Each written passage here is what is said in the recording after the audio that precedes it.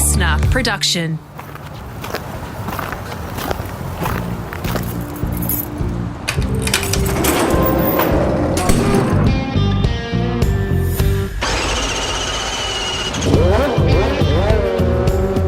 G'day, it's Rusty here, all set for part 2 of my podcast with former F1 engineer Rob Smedley. Would he ever go back to the GP paddock? We'll talk about that in this second part.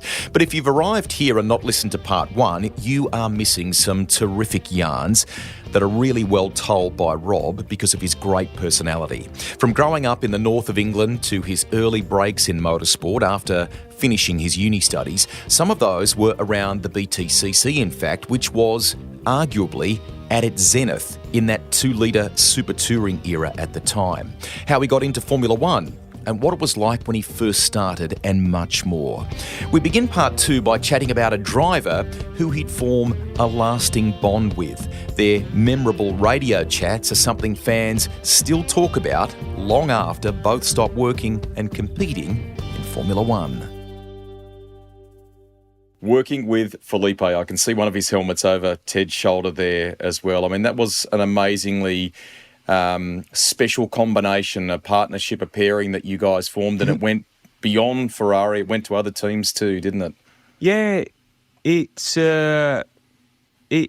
did. Yeah, I mean, I think that we had we did have a super relationship. We had a relationship that was just very, very natural.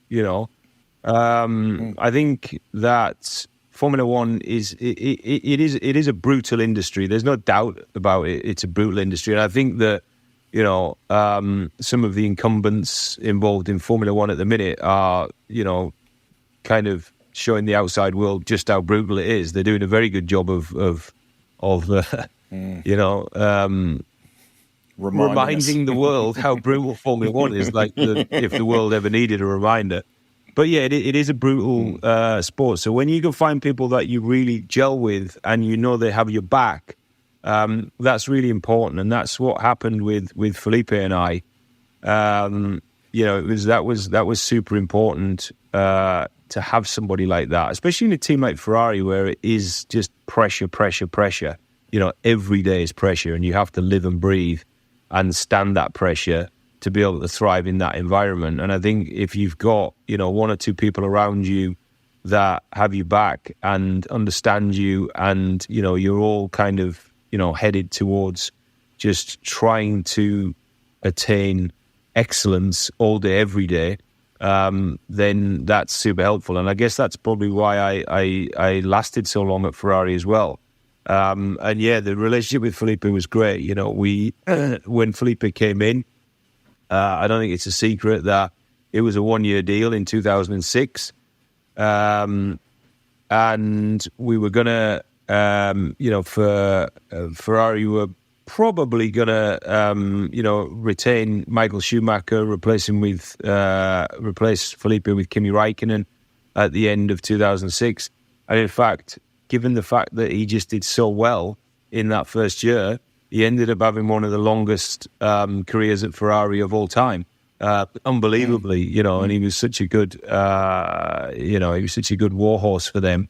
Got them lots of points. Won them world championships, all the rest of it.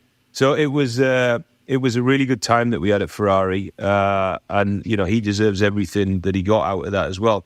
And then when I decided that my kids were getting bigger at that point, so we'd had kids, and I decided I want to go back to the UK. I'd been at Ferrari for 11 years, and there was a few offers on the table, and the one that I really liked, the one that what I saw as the biggest challenge was Williams. So Williams looked like a team that I'd always had a lot of respect. I worked for them right at the start of my career, as we talked about, in touring cars. I really wanted to. I had a massive amount of respect for Frank and for what he'd done throughout his career.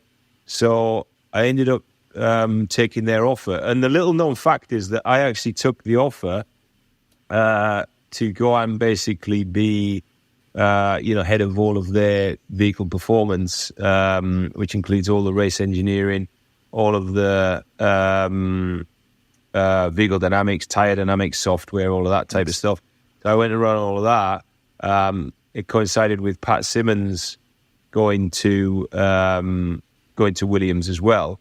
And we kind of signed up together, to try, go there and try and help the team. And then the little known fact is that Felipe actually signed after me. So he signed because I was going there. Because one of the things that we wanted to do was have a really strong driver pairing. So I spoke with Claire Williams, who was the team principal at the time, or deputy team principal, in fact, and said, right, I think that you really need to speak with Felipe. And they did the contract very, very quickly. They did the contract in a couple of weeks. It was all done and dusted, and I went there. Because he didn't have gardening leave, obviously, he went there. And then, obviously, to the outside world, it looks like I followed him there. And I'm like, oh, my God, this is so unfair. I got you a job. Like, you weren't here because of me. Classic. How much had it changed since you got the window into the F1 side of things when you were there in the touring car era? Well, massively, because they were very successful. I mean, when I was... that was at the end of the 90s. They were just coming out of winning world championships, and even in the early 2000s, they were challenging that 2003. So just when I'd gone to Ferrari, they had the fastest car that year, without a doubt. They still produced very, very fast cars, but didn't quite manage to win the world championship. Ferrari did. So they were a team, they're a formidable team. They were a team at the front. And essentially, it just went into decline. It went into a long period of decline, unfortunately.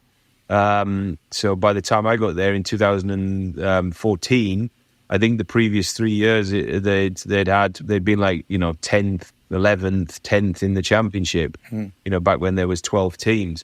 So it was sad, to be honest, and I really, I've always had a strong affinity with Williams in my mind for whatever reason, whether this is true or not. They're like the British Ferrari, and I wanted to be part of a team that could help them, get back to some kind of form of glory. And we had a little bit of success in those first years, definitely. And I think with more investment, we would have had a lot more success.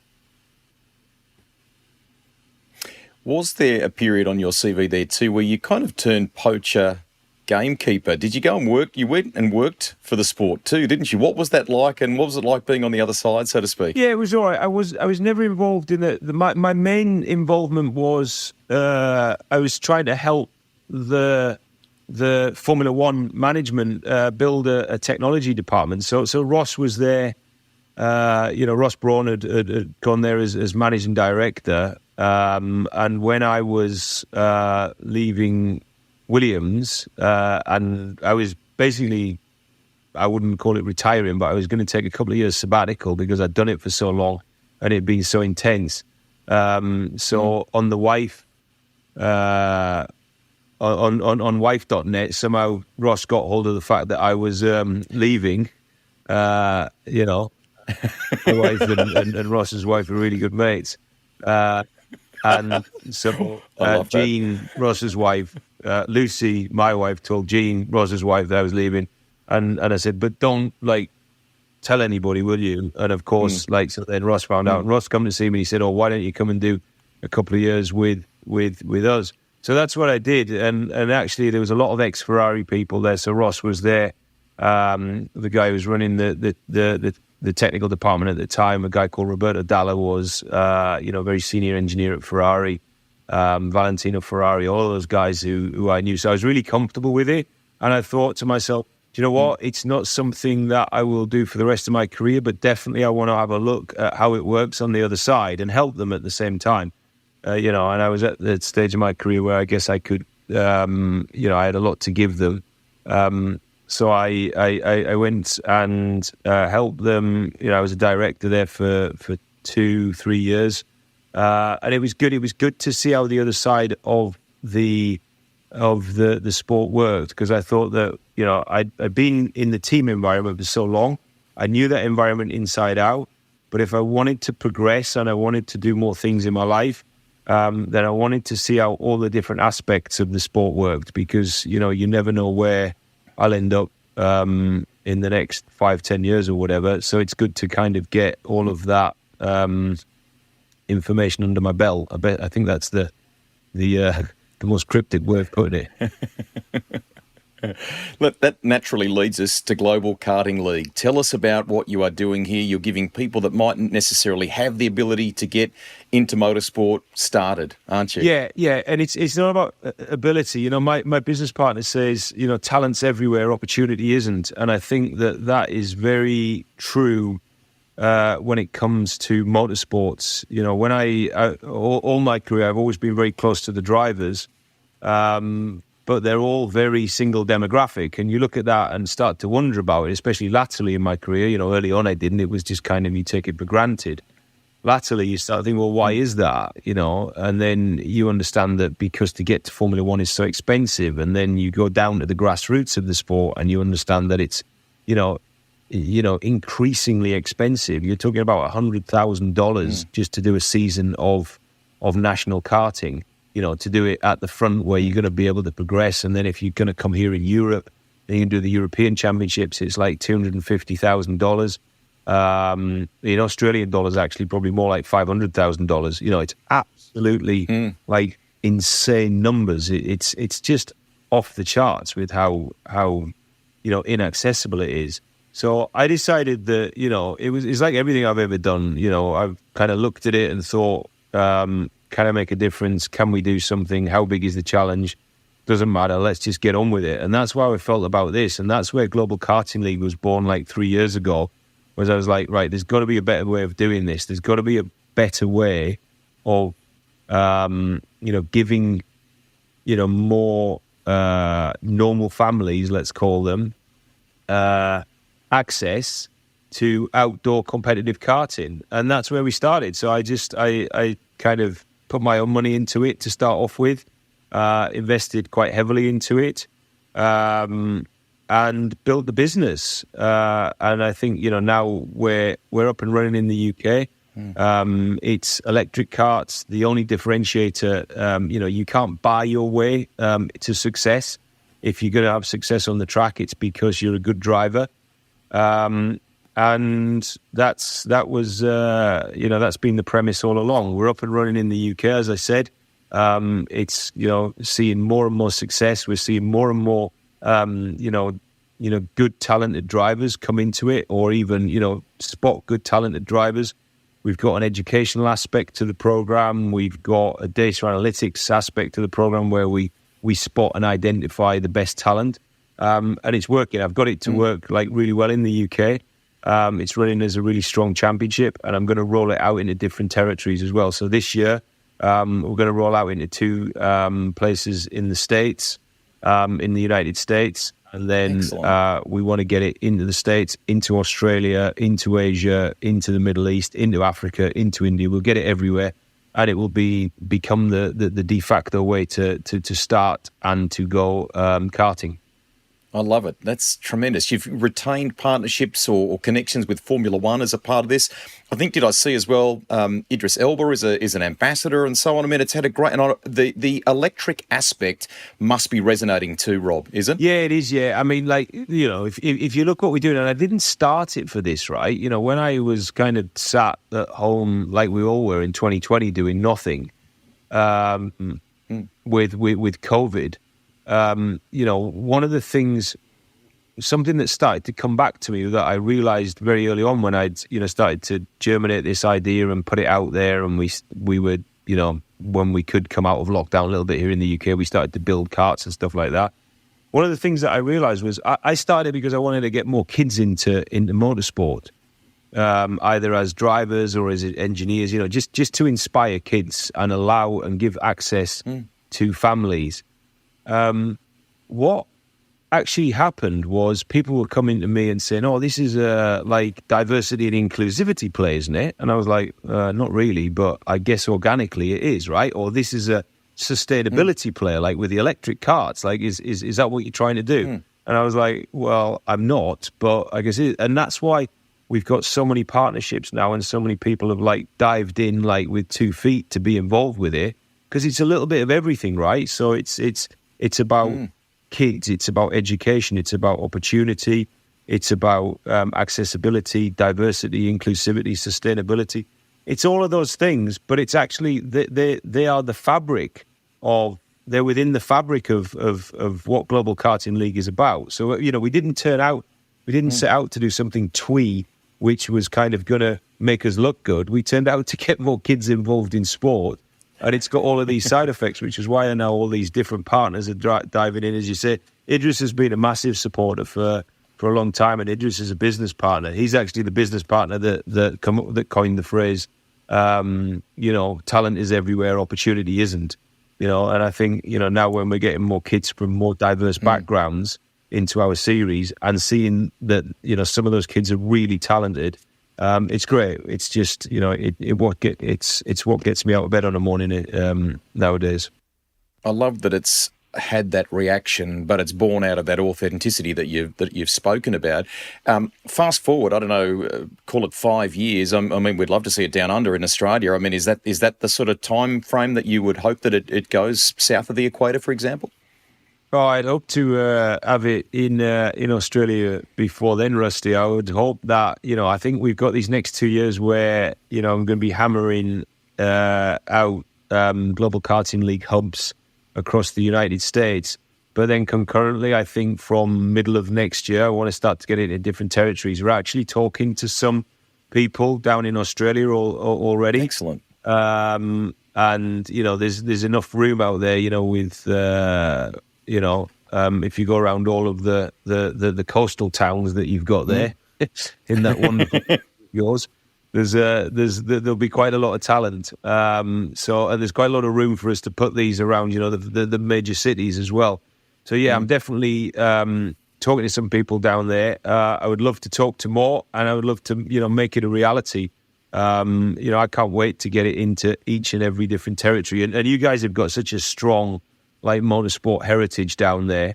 And, there's such a fever now with Formula One that, we need to find a way that we can get, more families access to actually participating rather than just watching. So, yeah, I want to get it down there in the next couple of years, definitely.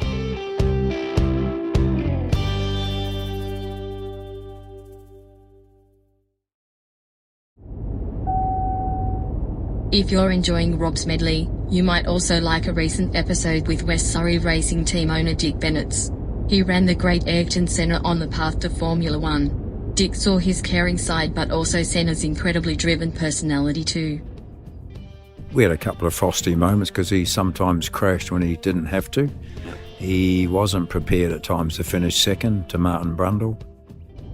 You don't have to go back too far in the Rusty's Garage library to find that one. I'm looking forward to my feature episode one day, Susie Satnav, still patiently I wait. Back to Rusty and Rob now. Couple to finish here, and we'll reflect on Formula One if we can. Couple of champagne bottles in the background. What is the career high for you from your time in F1? What's the key? Do you know, people ask me that all the time, and I really don't know the answer. What I can say is I've been so fortunate and so lucky to have had the career and to continue to have a career that, where I get out of bed and somebody's paying me, myself at the minute, to do my hobby. I think that's the career high. There's nothing better than that, and it's what I say to my kids now. And anybody who comes with wanting any kind of advice is do something that you love, because then every day is a career high, right? Even the bad days, you kind of get through them and you think, yeah, I've learned something. So it's all career highs, to be honest. There is no one single thing that is standout. What about the technical innovations? Was there an innovation along the way that you are perhaps proudest of, or that you really think, wow, we did that? That was big. Yeah, then there's tons of that, right? So going right back from designing to when I first started designing cars. The Peugeot touring car, being 21, 22-year-old and taking 30% of the weight out of the car, and everybody being, wow, this is quite an outstanding amount. To start, like what I talked about in Jordan when we went to all of the active everything on the car, traction control, active differential, automatic, fully automatic gearboxes, launch control, pit stop, launch control, all of that type of stuff, and writing all of that stuff and doing it all in record time with such a small team. All of the stuff that we did at Ferrari, we put some really cool stuff on the car in Ferrari, which was so innovative, and just, playing a small part in all of the teams that have done all of this. It's just been a real honour, and I think that's what I love about Formula One and motorsport in general is that it doesn't sleep, right? You can't kind of rest on laurels. You do something. It's great. You might have a beer in the bar on the night, and then next morning you're at work because you got to get something new on the car. You got to think of something new, some new innovation which is going to drive more lap time, and give you a relatively faster car than everybody else. That's the beauty of Formula One, and that's why it's so innovative, right? Innovation is part of the DNA, and that's what I bring to my business now. And the guys that worked in Formula One with me, we bring all of this, this fail fast culture. Let's get it done. Let's just get on with things. Let's innovate. Let's not be scared. Let's not have, let's have no fear, and let's make a difference. You made a difference, I think, you guys too, from a safety perspective after that crash for Felipe in Hungary in 2009. So what they have come up with in terms of the top of the visor and stuff like that was, that must have been a frightening period, Rob, at the same time, was it? Rusty, that was definitely, the two darkest days of my career were that day with Felipe and then Jules Bianchi in Suzuka in 2014. They were really, really difficult, tough days. Jules was I was at the stage of my career where I was, I guess, a bit more of an elder statesman at that point, and Jules kind of, was a young guy that, used to come and stay with me in Maranello. And, I really just enjoyed being around. It was clear that he was going to end up as an official driver with Ferrari. So when we lost him on that day in 2014, it was really difficult. But I think from that, what comes from that is the safety innovations, which are so unbelievably important. You talk about the halo, you talk about the visor reinforcements, all of the things that save drivers' life. The visor reinforcement kind of just come in and nobody looked at it.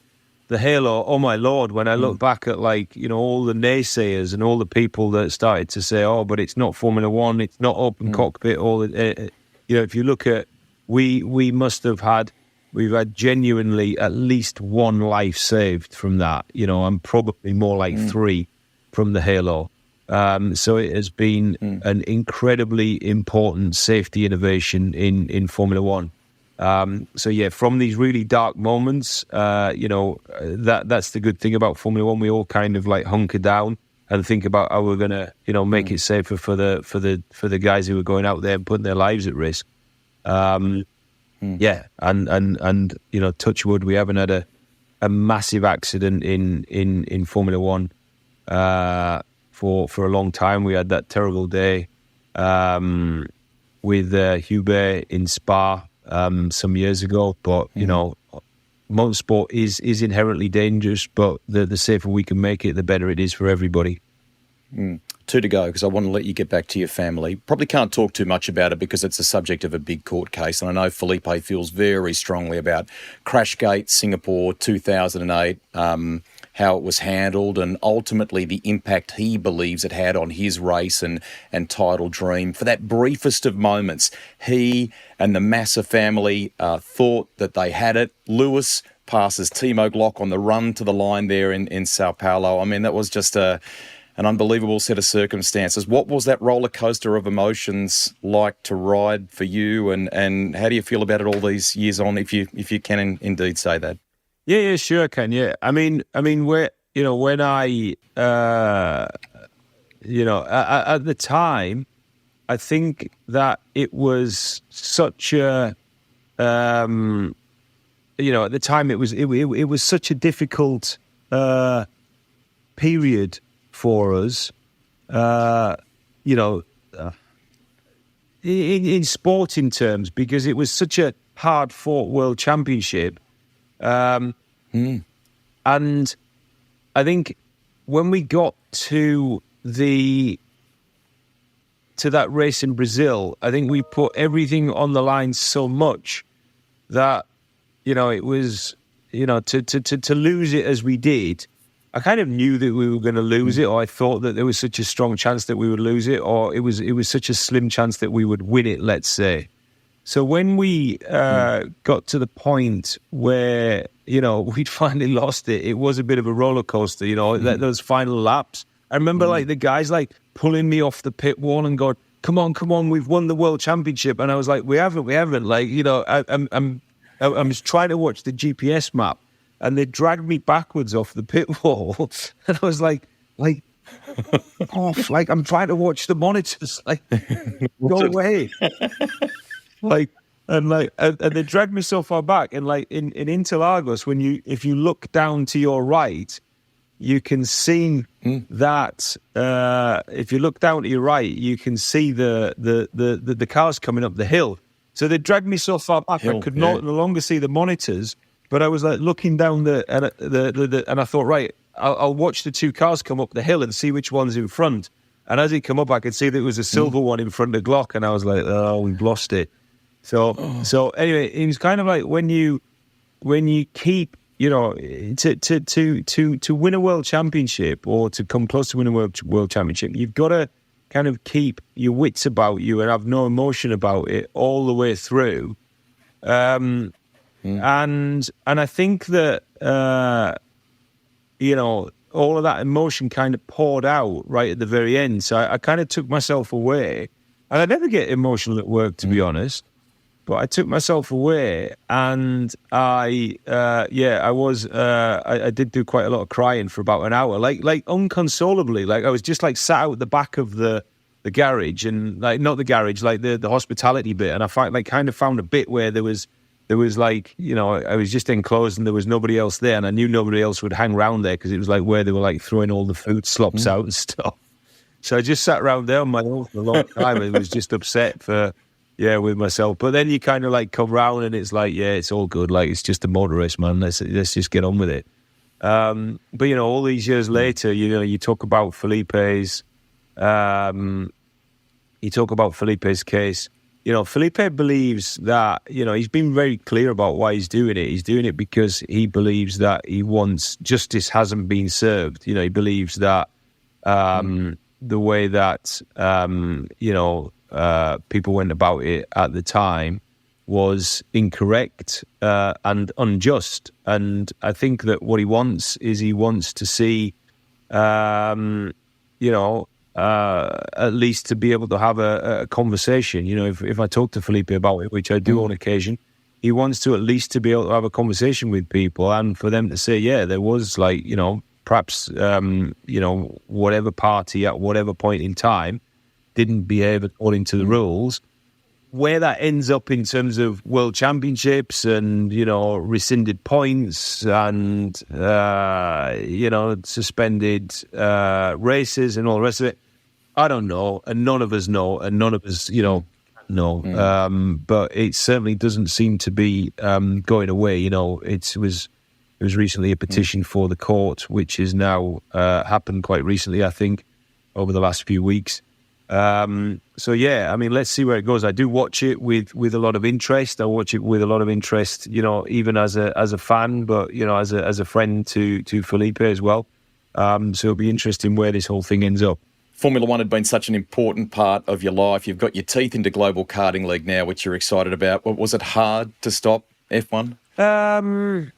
Do you know what? It wasn't. It was absolutely the right time for me. It was absolutely the right time to stop. And not, I'd done it for such a long time. I've been lucky that I'd done it for such a long time. And I always used to say to people who worked for me, if ever you feel that you're that your heart isn't in this, 110%, then you shouldn't be doing it. And I was starting to feel like that. I was starting to feel that, I don't want to be. I'd done Formula One for so long, and I'm absolutely cognizant that you can't be in a team that can win every single week. But I wanted to be with a team that had the possibility of winning every single week. Because it's hard. I don't want to get on the plane. I don't want to be part of Formula One just to be part of Formula One. And I decided that, like the way what was being set out for me in my career path at that point with the team that I was with, where you become like chief technical officer, and then after that you become team principal, and then you'd probably be team principal at that team for a while, and hopefully you do a good job, and then you'd become team principal at the bigger team for a while. And I thought, yeah, that's all interesting, but I've done all that. I've done most of it now, and it's going to be more of the same. So I'd like to actually go and do something different, and this is where we are now. So, I'm still very lucky. I'm still super fortunate that I still get offers, within Formula One, and I never say never. If the offer was absolutely right, and, it was as part of a team that was committed to winning. I'm not saying they can win, but they were committed to winning, and it was the right position and the right project and all the rest of it. I'm not going to say never, because things change so quick in this sport. But right now, I'm really happy, trying to make a difference at the grassroots. And if I can bring in, as our ambitions are, we want to reach 1 million kids over the next 5 years and get them into motorsport. If I can do that on a global basis, then it will just eclipse 100 times over anything that I ever achieved in Formula One. Mega to chat with you. Congrats on everything in F1, and well done on what you're doing at that grassroots level. Ted, go and hang out with your uncle, and thank you for being so good while we recorded for an hour today. Unbelievable, mate. I wish I could sit still like that for an hour when I was your age. Well done. Thanks, Rusty.